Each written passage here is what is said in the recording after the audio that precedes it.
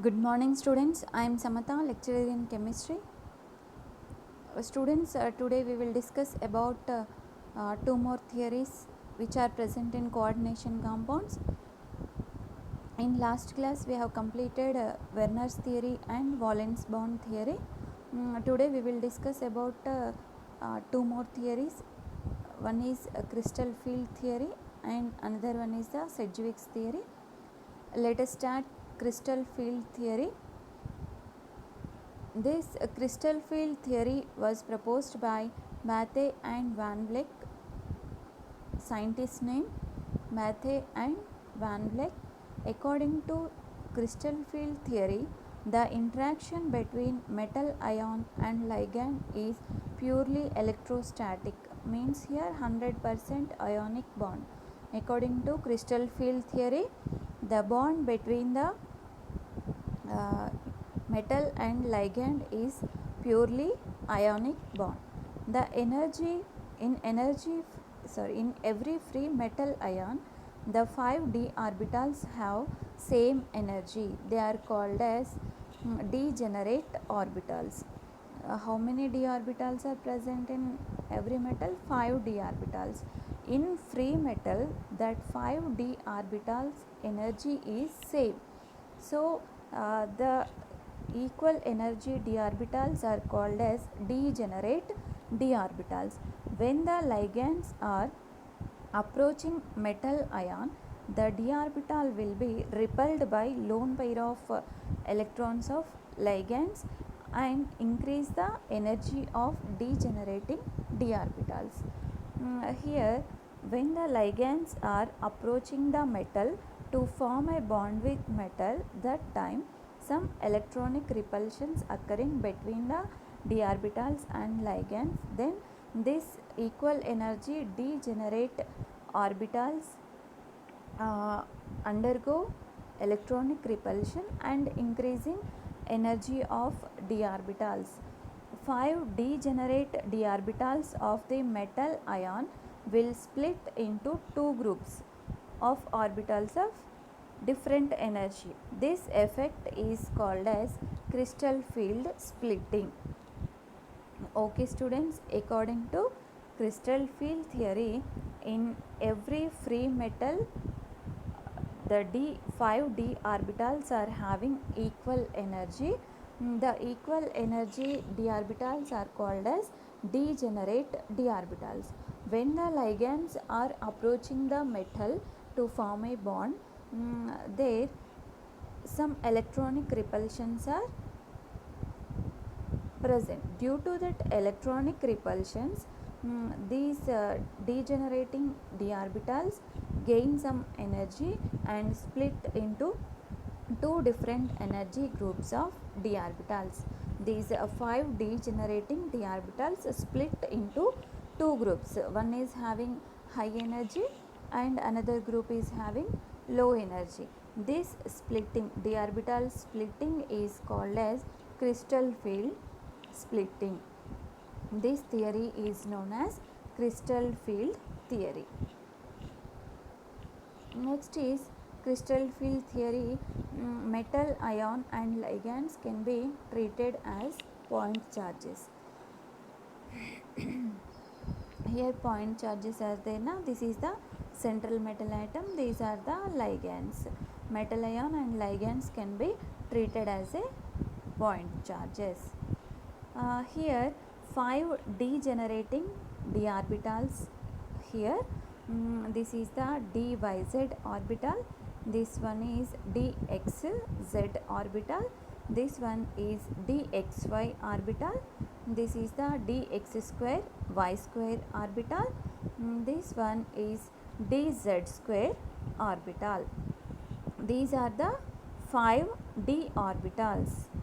5d orbitals: dyz, dxz, dxy, dx square y square, dz square. Here dyz, dxz, dxy, these three orbital lobes are present between the axes. Between the axis is present. Here lobes, yz lobe here between the axis, here also between the axis. Here dxz lobes also present between the axis, means here dxyz xz dxy, these d orbitals are present between the axis, x y z axis are present na, these three orbitals are present between the axis. But dx square y square dz square, these orbitals are present on the axis, or these orbital along the axis are present. Here also dz square orbital is there, these orbitals are present on z axis. Dx square y square orbitals are present on x axis and y axis. Total 5 d orbitals are present. In this 5 d orbitals, 3 d orbitals are present between the axis and 2 d orbitals are present along the axis. And crystal field theory also explain color properties and magnetic behavior also. Crystal field theory, all ligands will donate electron density which repels electron density on the metal. Here this is the metal, these are the 6 ligands. 6 ligands donating the pair of electrons to the metal. Electrons means here all ligands will donate electron density which repels electron density on the metal. Due to this reason the d orbitals repelled electron density and split into two groups. Here orbitals sit in between the axis, orbitals sit on the axis. Okay, here 5 d orbitals already we have discussed in this one. Total 5 d orbitals are present.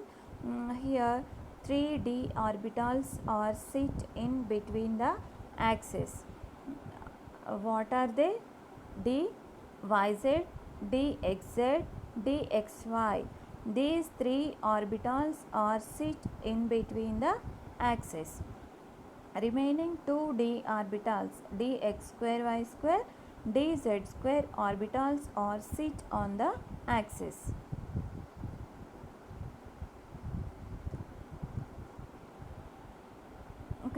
According to crystal field theory, this is the one of the octahedral complex.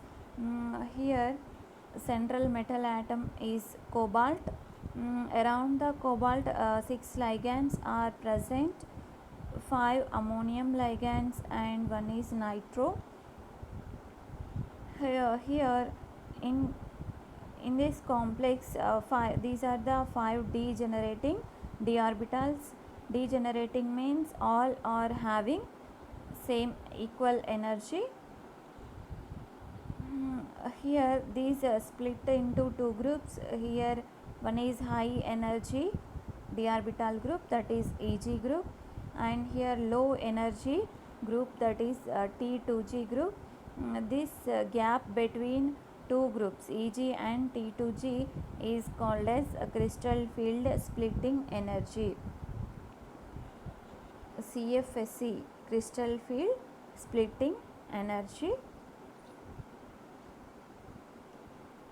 Here crystal field theory, some of the electrochemical series is there, weak field ligands and strong field ligands. Here weak field ligands are the iodine, bromine, chlorine, fluorine, water, oxalate, etc. Strong field ligands are ammonium, ethylene diamine, nitro, cyanide, Cn minus. These are the strong field ligands and weak field ligands. Crystal field theory for octahedral complexes. Octahedral complexes means here coordination number of metal complex is 6. around the metal 6 ligands are present. Means here 6 ligands approaching the central metal ion.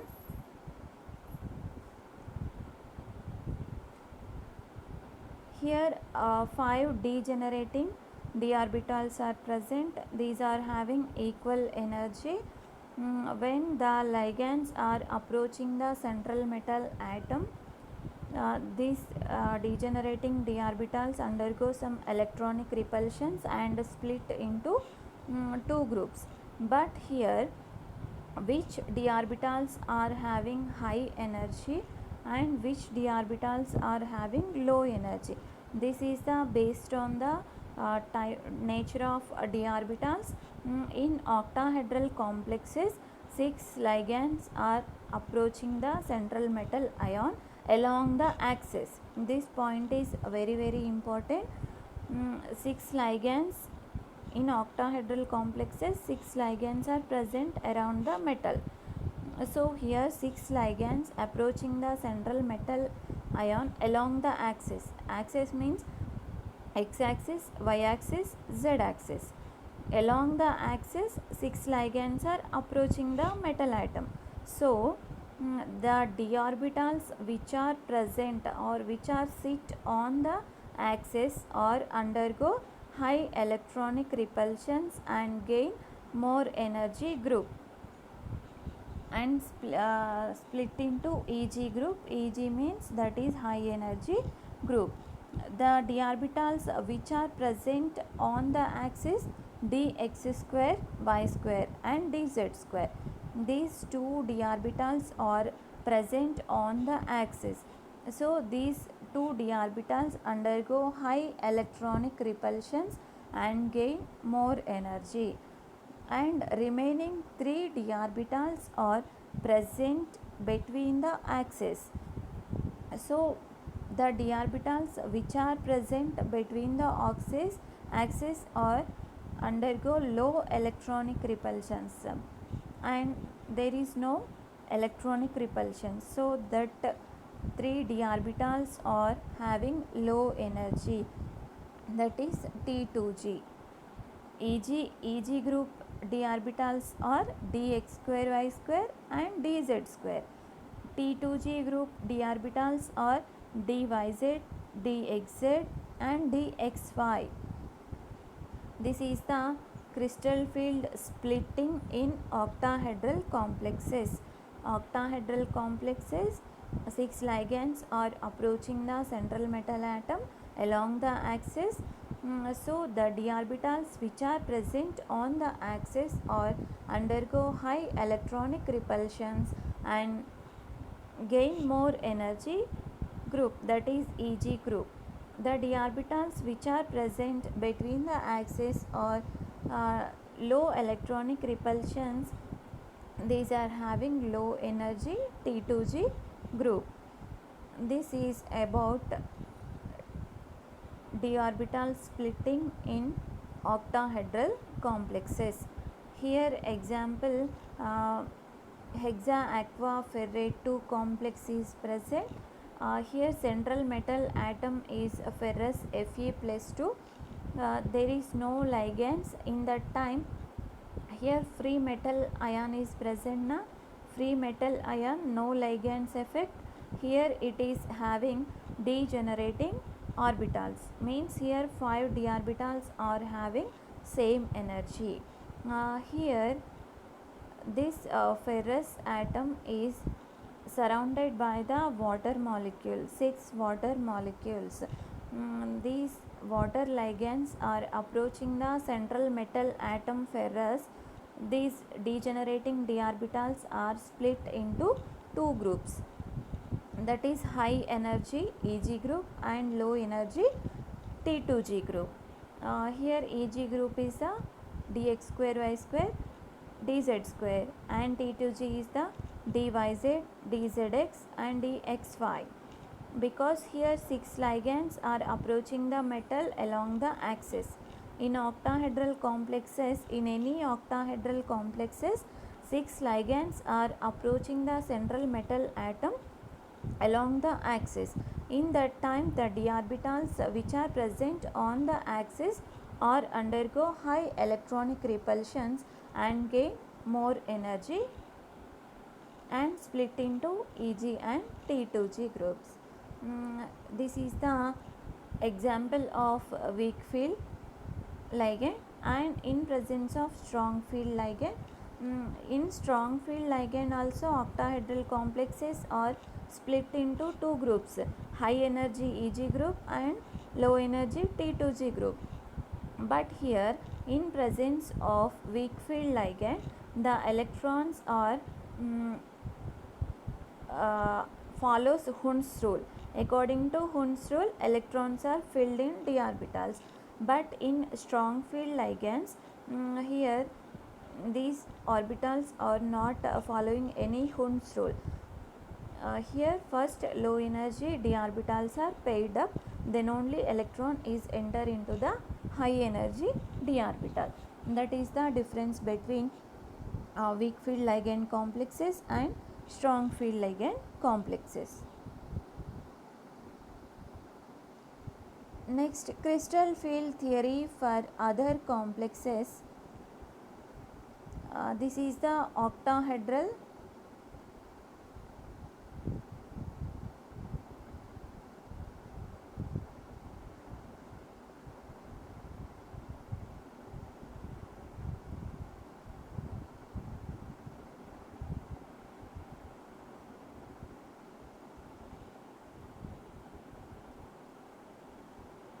okay, this is octahedral complexes dx square y square dz square. This is the Eg group, and dxy, dxz, dyz. These two are the T2G group. Ligands approach dx square y square very directly on the axis. This is other complex, that is square planar complex. In octahedral complexes, 6 ligands are approaching the central metal atom along the axis. So along the axis present d orbitals are having more energy. But same in let us see in square planar complexes. Square planar complexes means here coordination number is 4, means in these complexes only 4 ligands are present. Here 4 ligands approaching the central metal atom along the axis, but here we remove the z axis. Ligands approaching the central metal atom along x and y axis. So the d orbital which is present on x and y axis, that is undergo more electronic repulsions and gain high energy. So here dx square y square orbital is having high energy, then dz square, then dxy, next dxz and yz. This is the d orbital splitting in square planar complexes. This is octahedral complexes and this one is the square planar complexes. Next, here in octahedral complexes, d orbitals are split into Eg and T2G groups. Now this difference determines the paramagnetic and diamagnetic property also. Magnetic behavior of compounds that agrees with the prediction strongly corroborates crystal field theory.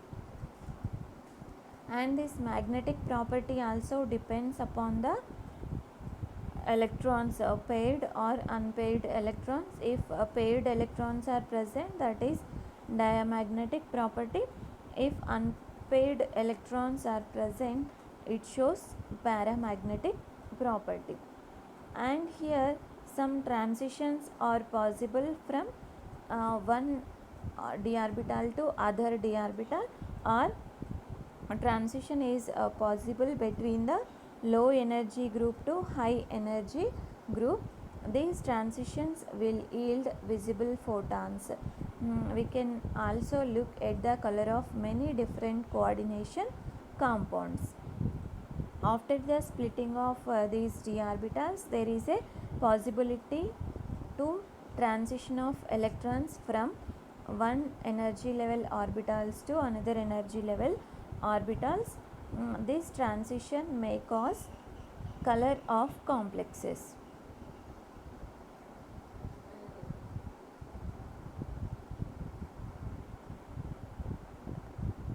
This is about crystal field theory. Okay, here one of the splitting is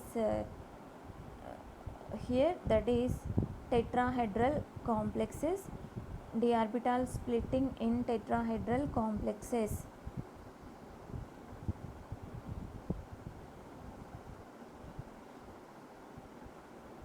This is the octahedral complex and this is the tetrahedral complex. Here d orbital splitting in octahedral and tetrahedral is completely opposite. In octahedral complexes, Eg group is having high energy, T2G group is having low energy. But in tetrahedral complexes, T2G group is having high energy and Eg group is having low energy, because in tetrahedral complexes also coordination number is 4, but here the ligands are approaching the central metal atom along the corners of the tetrahedron. Corners of the tetrahedron means the 4 ligands are approaching the central metal atom between the axes. Here 4 ligands are approaching the central metal atom between the axes. So here the d orbitals the d orbitals which are present between the axes undergo high electronic repulsions and gain more energy group. The d orbitals which are present along the axis are having low energy d orbitals. Here the splitting of d orbital is completely opposite in octahedral and tetrahedral. In octahedral complexes, 6 ligands are approaching the central metal atom along the axis. So along the axis d orbitals are having more energy. But in tetrahedral complexes, the ligands are approaching the central metal atom between the axes. So here the d orbitals which are present between the axes are having high electronic undergo high electronic repulsions and having more energy. So here T2G group is high energy group, Eg group is a low energy group in tetrahedral complexes. This is about crystal field splitting in octahedral complexes, tetrahedral complexes and square planar complexes. In octahedral complexes, Eg group is high energy group, T2G group is low energy group. But in tetrahedral complexes, T2G is high energy and Eg is low energy group. But in square planar complexes, dx square y square is having high energy, then dz square, then dxy, then dxz and dyz. This is about crystal field splitting.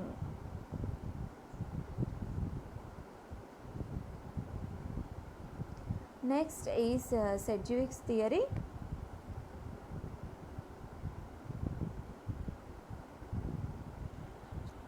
This is also one of the important theory.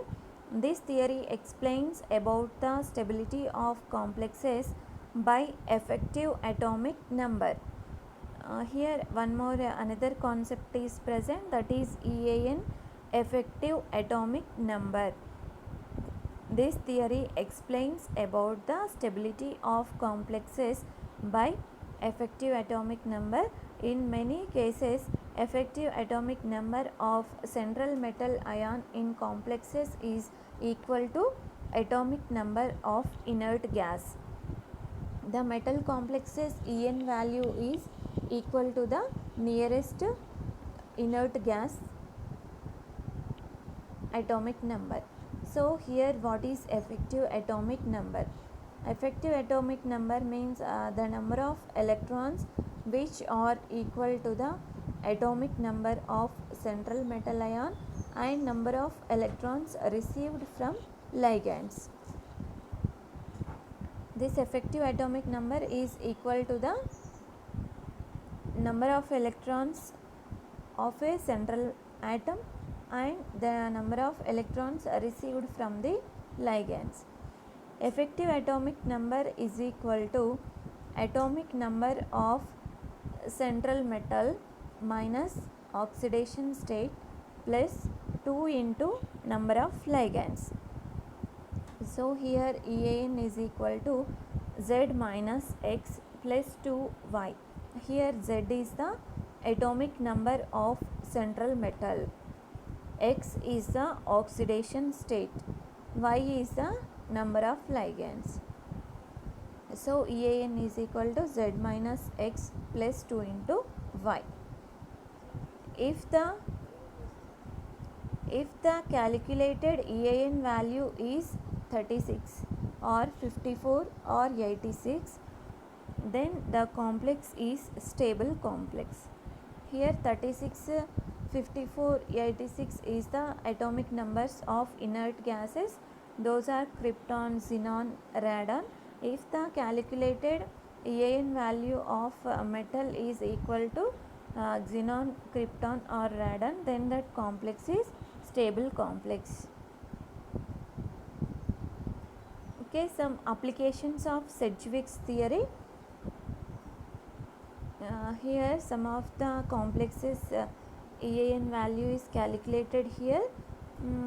First example is the potassium hexacyanoferrate complex.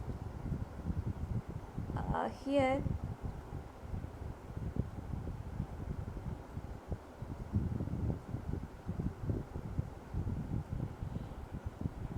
or hexacyanoferrate 2 ion.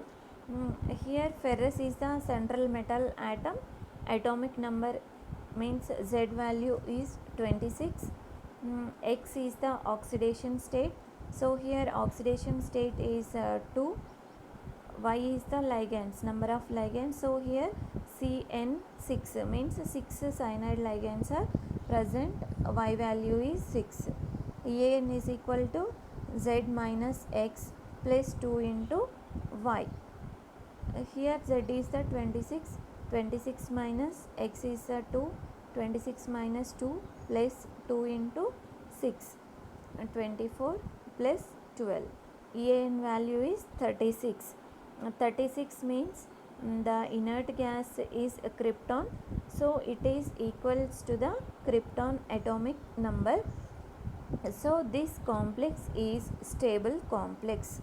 If the calculated EAN value is equals to the nearest atomic number of inert gas, then that complex is stable. Already we have discussed that.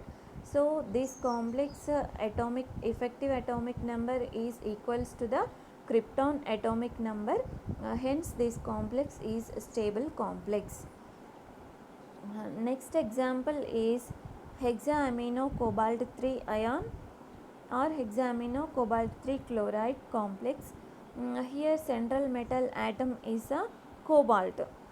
Here Z value is 27, cobalt atomic number is 27. X is the oxidation state, so here X value is 3.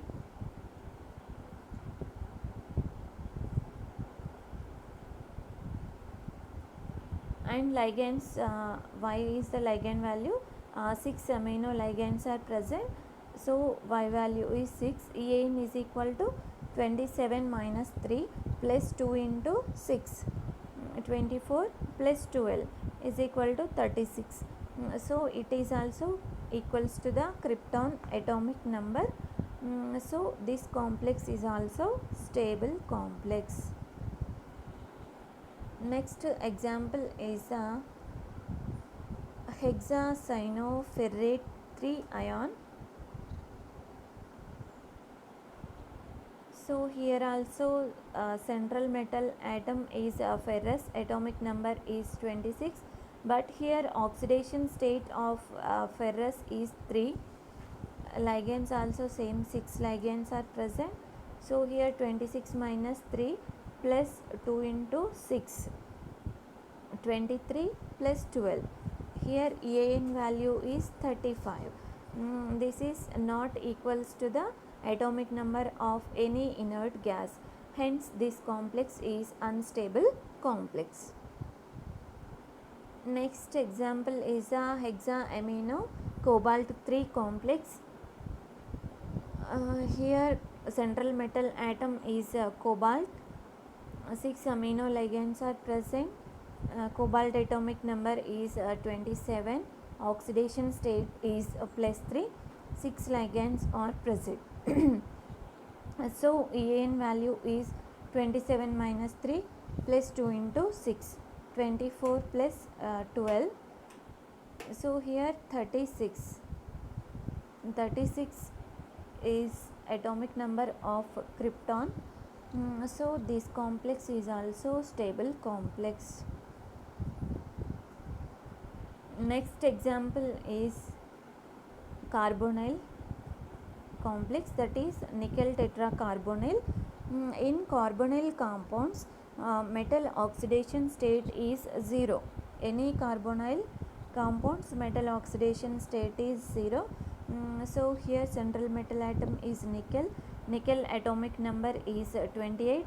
Oxidation state is 0. 4 carbonyl ligands are present. So ligand value is 4 here. 28 minus 0 plus 2 into 4. 28 plus 8. Total 36. So this is equals to the atomic number of krypton. Hence this nickel tetracarbonyl complex is stable complex. Next example is the tetracyanonickelate 2 ion. Here also central metal atom nickel. 4 cyanide ligands are present. Oxidation state of nickel is 2.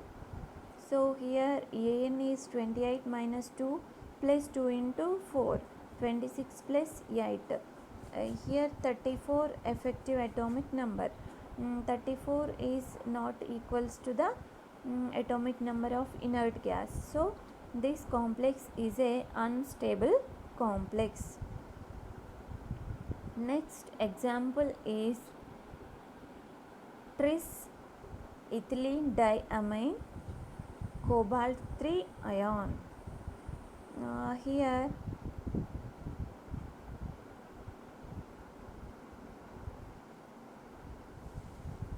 EAN is cobalt is the atomic number 27.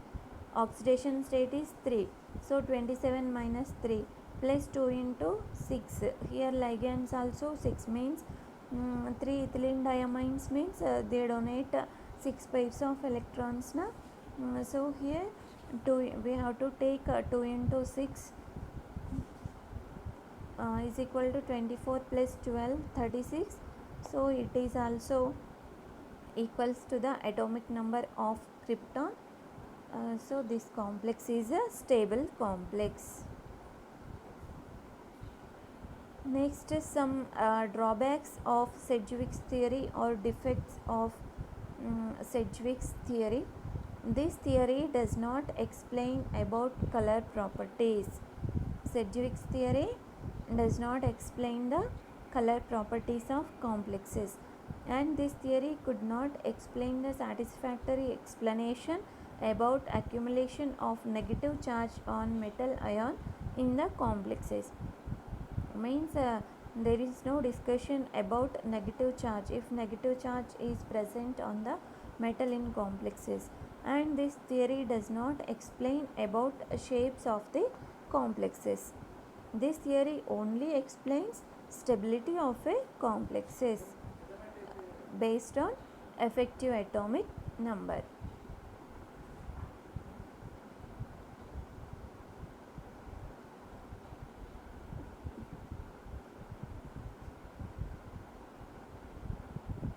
Okay students, these are the two theories. First theory is crystal field theory. Crystal field theory is explained by the Bethe and Van Vleck scientists. According to crystal field theory, the metal and ligand bond is a 100% ionic bond. And in every free metal, the 5 d orbitals or degenerating orbitals, means all are having equal energy. When the ligands are approaching the central metal atom, the 5 degenerating d orbitals are undergo some repulsions and split into groups, high energy groups and low energy groups. That splitting is called as crystal field splitting. And according to crystal field theory, metal ion and ligands can be treated as a point charges. In crystal field, according to crystal field theory, all ligands donate electron density, which repels electron density on the metals. And 5 degenerating d orbitals, these 3 orbitals d x5 yz zx orbitals are sit in between the axis, and dx square y square dz square orbitals are sit on the axis. These are the two types of d orbitals. 2 are sit on the axis, 3 are sit in between the axis. According to crystal field theory, in octahedral complexes, 6 ligands are present. So 6 ligands approaches the central metal atom along the axis. So along the axis, d orbitals are undergo high electronic repulsions and gain more energy, and the d orbitals which are present in between the axis are having low energy. So in octahedral complexes, d orbitals are split into two groups, high energy and low energy. High energy is Eg group, low energy is T2G group. And according to crystal field theory, ligands or weak field ligands and strong field ligands are present. In presence of strong field ligands, electrons are first paired electrons are paired in low energy d orbitals, then enter into high energy. But in presence of weak field ligands, the orbitals are filled with one electron, after that paired up. This is the splitting of d orbitals in octahedral complexes. Here in presence of weak field ligand and in presence of strong field ligands, both are present here. This is the crystal field splitting in tetrahedral complexes. Splitting in tetrahedral complexes is completely opposite to the octahedral, because in tetrahedral complexes, 4 ligands are approaching the central metal atom in between the axes, but in octahedral along the axis. So here in tetrahedral complexes, in between the axis, ligands are approaching the central metal atom. So here the d orbitals which are present between the axis or undergo high electronic repulsions and gain more energy. So here T2G group d orbitals are having high energy and Eg group orbitals are having low energy. And then last one is the crystal field splitting in square planar complexes. In square planar complexes, 4 ligands are approaching the central metal atom along the two axes, that is the x axis and y axis, but not on z axis. So here the d orbitals which are present on the x and y axis, the d orbitals are having high energy. So here dx square y square orbital is having high energy, then dz square, then dxy, then dxz yz. This is the splitting in square planar complexes. And this crystal field theory difference determines the magnetic property also, magnetic behavior of compounds. And this crystal field theory explains the transition between the orbitals. This transition will yield the visible photon. Visible photon means the color of complexes. This is about crystal field theory. Next is the Sedgwick's theory. Sedgwick's theory explain about the stability of complexes by using of effective atomic number concept. Here effective atomic number is equal to the atomic number of central metal atom and the number of electrons received from the ligands. This is the summation of atomic number of central metal atom and the electrons which are received from the ligands. So here effective atomic number EAN is equal to Z minus X plus 2 into Y. Here Z is the central metal atomic number of central metal atom and X is the oxidation state of metal, Y is the number of ligands. EAN is equal to Z minus X plus 2 into Y. If the calculated EAN value is equals to the nearest inert gas atomic number, then the complex is stable complex.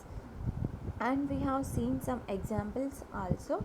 Hexacyanoferrate 2 complex, the EAN of this complex is 36, so it is stable. Next example is hexaamino cobalt 3. Here also calculated EAN value is 36, so it is also equals to the atomic number of krypton. Krypton is an inert gas, so this complex also stable complex. Next example what we was saying, that is hexacyanoferrate 3 complex.